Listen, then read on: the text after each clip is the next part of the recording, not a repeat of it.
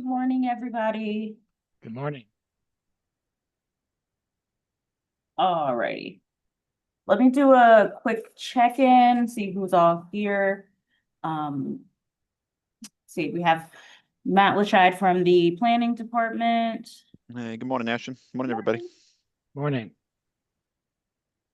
And then I have, it says B. McKinley. That's me, Brian McKinley. All right. And who are you representing today? I'm with SHP and representing the library. All right. And then I have Allison McKenzie.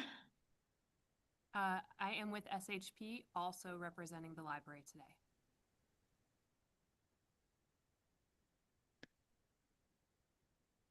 All right.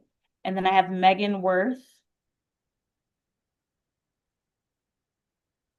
Oh, you're still muted.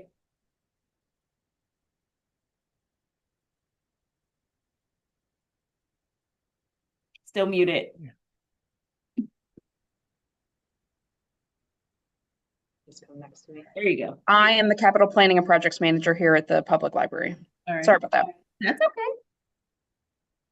And Molly DeFoss. I think that's just what the conference room here is named, so Oh. she's not actually on the call, I don't think. Fair enough. Maybe Okay. she is. Megan, do you know?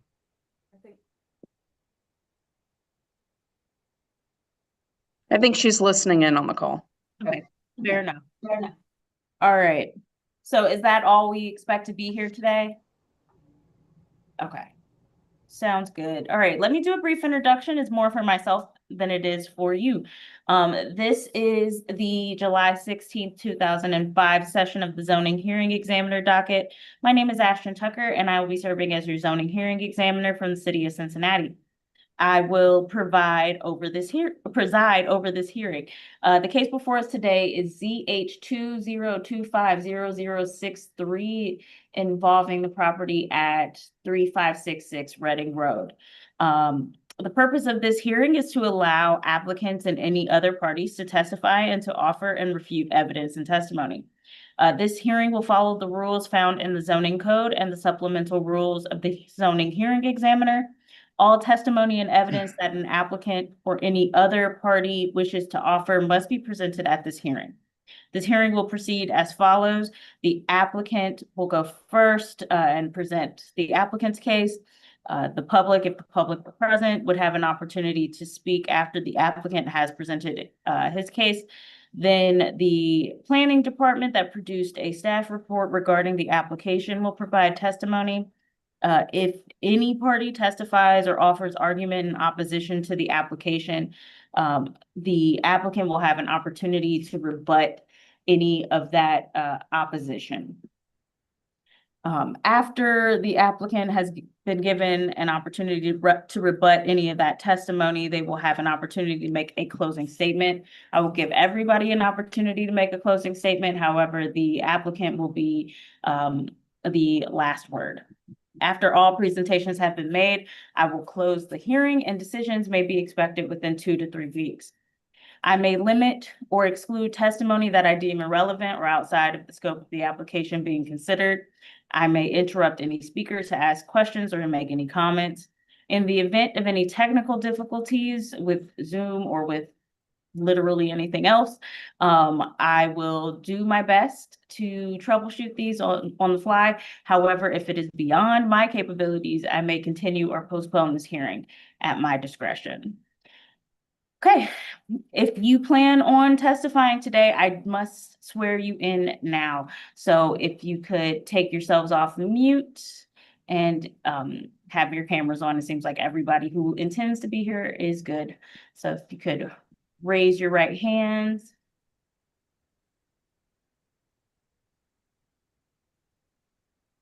Do you swear? Do you swear or affirm you're about to give will be the whole truth and nothing? Yes. Yes. Yes. Okay. All right. Who would like to take the lead from the applicant side? Hi, this is Brian. I can take the lead, and Okay. Am I able to share my screen? This is my first Zoom zoning hearing, Yeah, so, absolutely, absolutely. all right. Um,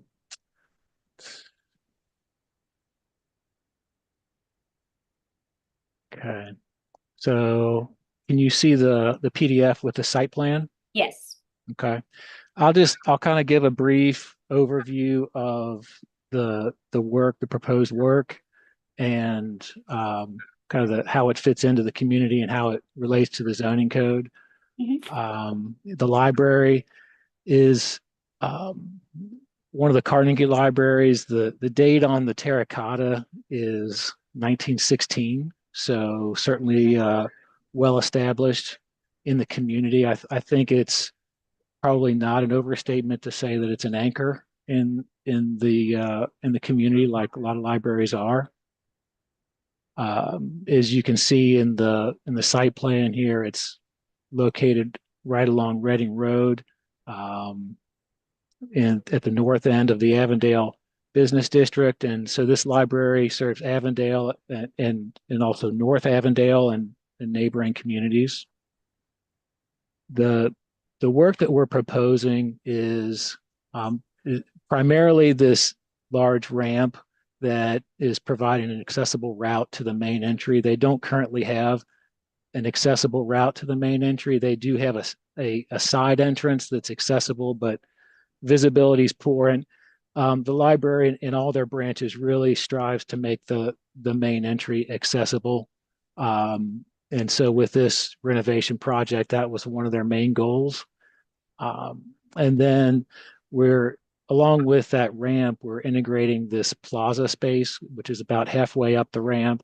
And that is in response to a need for children's programming. This is a high demand, um, you know, children's program in Avondale is in high demand, and they really are looking for an outdoor space where they have the option to bring the kids outside.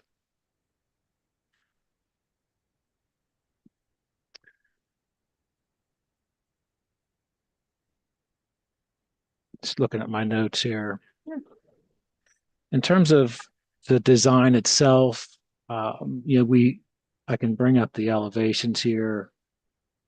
We scaled it to make it very visible to a nice line of sight to the main entry from Reading Road, and then also good line of sight to the ramp and the plaza. So it was a concern of the library to make sure that they didn't have any concealed spaces, that the ramp itself was designed tastefully and it was complementary to the existing building, which they value. The community really values the existing building in and of itself. So the work that we're proposing is trying to actually enhance and improve the visibility at the main entry.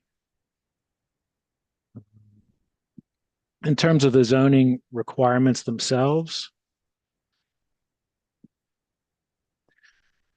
the library it's a permitted use in the RM 1.2 district. And in terms of the guidelines,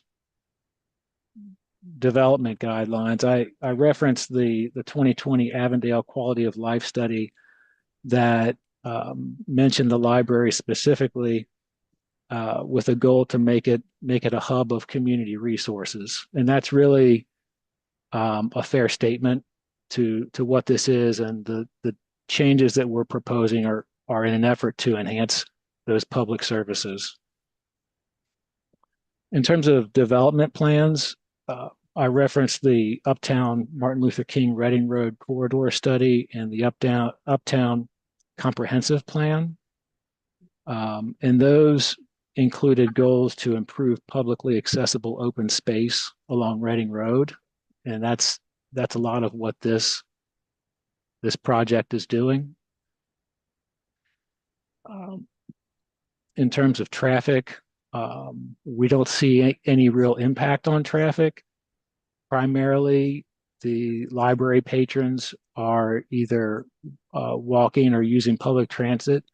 There is no off-site parking, and we see this as serving the existing patrons, so no impact on traffic along Reading Road. In terms of the buffering, if I go to my location map, we're requesting a special exception for the front yard setbacks, but just looking at the location map, even with the setbacks we're requesting, we have as much or more setback as many of the neighboring buildings immediately north and south.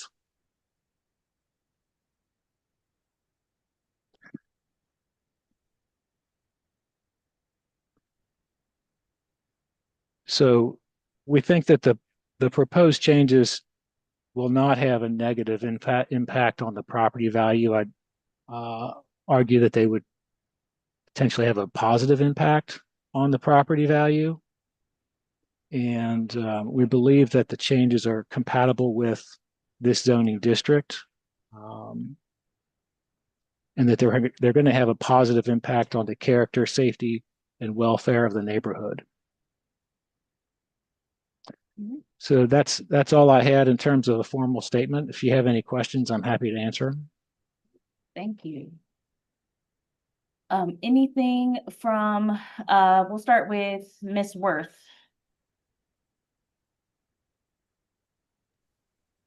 No, we worked closely with SHP on this plan, and so everything in Brian's statement, we concur, and really they have followed what our requests have been. Okay. Anything from you, Ms. McKenzie? I think Brian outlined it well. I don't have anything to add at this time. Okay, thank you. Then we'll go ahead and turn it over to the planning department. Mr. Lashide, what would you like me to know? Sure. So, as Mr. McKinley outlined, I believe generally the intent was to create an accessible entrance at the front and then to add a plaza space in the front.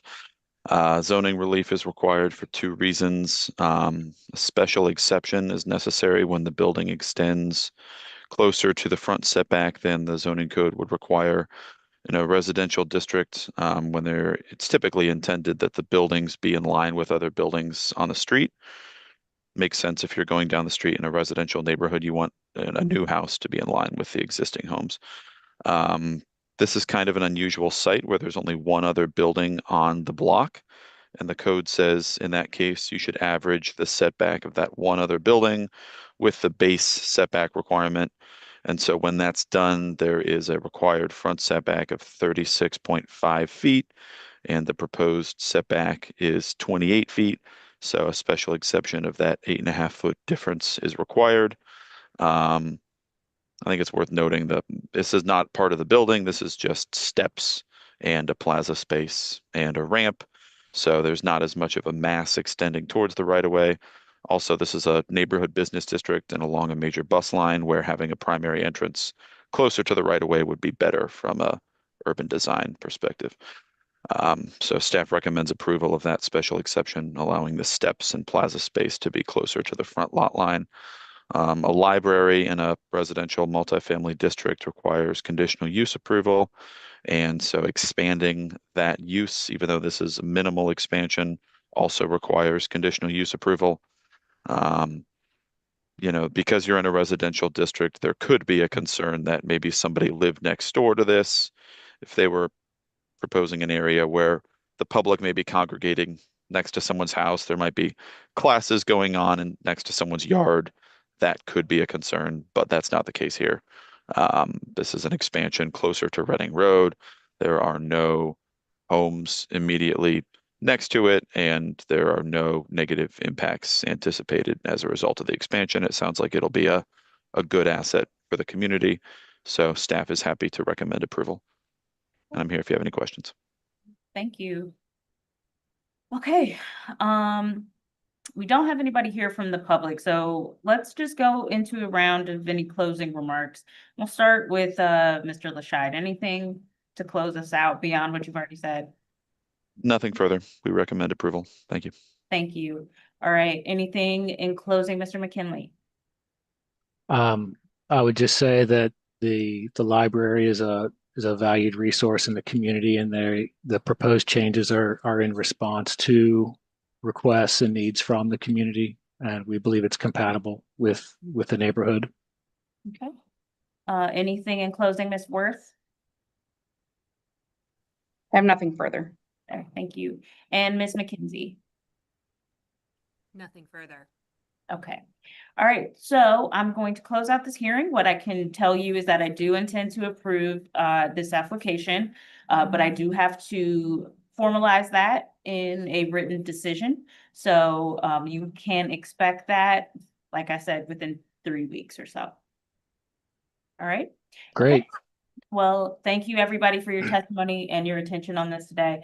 Have a great day. Thank you. You too. Thanks. Bye.